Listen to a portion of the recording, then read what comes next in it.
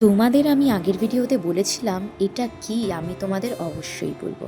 এটা হলো এক ধরনের পাতা। পাতাটা দেখো ঠিক এরকম দেখতে। আমি জানি এর নাম দলদলি পাতা ভাবে। হাসি লাগছে তো শুনে। আমিও প্রথম হেসেছিলাম ঠিক এইভাবেই। তোমরা কে কি নামে জানো অবশ্যই জানিও। পাতাটাকে সুন্দর করে বেছে আমি ধুয়ে নেব। এই গাছটা তোমাদের দেখাতে পারলাম না, কারণ এই গাছটা অনেক দূরের, আমাকে একজন এনে দিয়েছে। তো আমি জল দিয়ে ভালো করে ধুয়ে নেব আর দেখে নেব কোনো পোকার বাসা আছে কিনা। এই পাতাটা খেলে পেট ঠান্ডা থাকে এবং সমস্ত রকম গ্যাস অ্যাসিড থেকেও বাঁচা যায়। এর মধ্যে আমি চিনি দিয়ে দেবো, কারণ যেহেতু আমার ছেলে একটু খাবে, তো একটু মিষ্টি মিষ্টি না হলে ও কিন্তু মুখেও দেবে না। চিনি দিয়ে যদি আমি এটাকে মাখি তাহলে মাখতে সুবিধা হবে আমাদের, এবং এর থেকে ভালোভাবে রসটা বেরোবে এবং জেলিটা হতে সুবিধা হবে।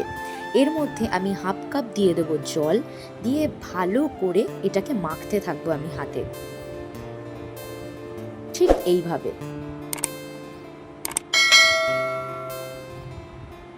তোমরা দেখো বন্ধুরা, আস্তে আস্তে কিন্তু রস বেরোতে শুরু করেছে।